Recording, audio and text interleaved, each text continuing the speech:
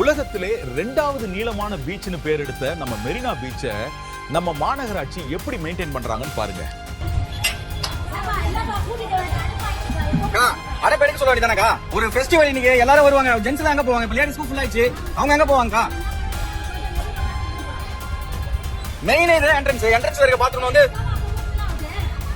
எங்க அதிகாரிகள் வந்து பாக்குறாங்களா இல்லையா? அதெல்லாம் பாத்துட்டு அப்புறம் எப்படி ஒரு இப்படி இருந்தா எப்படி? ஜனவரி 26 லீவு. மக்கள் பீச்சுக்கு வருவாங்கன்னு தெரிஞ்சும் ஒரு அடிப்படை வசதியான பாத்ரூமை கூட திறக்காம பூட்டியே வச்சிருக்காங்க. ஊரு பூரா சிங்கார சென்னைன்னு போஸ்டர் அடிக்கிற பணத்துல பாதி காசை கொடுத்தாலே அங்க இருக்கிற அடப்பை சரி பண்ணிருக்கலாம். மெரினா பீச்ல உங்க தலைவர்களுக்கு சமாதி கட்டவும் 81 கோடியில பேனா சிலை வைக்கவும் மட்டும் காசு இருக்கு. ஆனா ஒரு பாத்ரூமை மெயின்டைன் பண்ண உங்ககிட்ட காசு இல்லையா, இல்ல மனசு இல்லையா? இங்க வந்து போற பெண்கள் குழந்தைகள் எல்லாம் பார்த்தாலே ரொம்ப கஷ்டமா இருக்கு. அவங்க அடிப்படை தேவைக்கு எங்கே போவாங்க?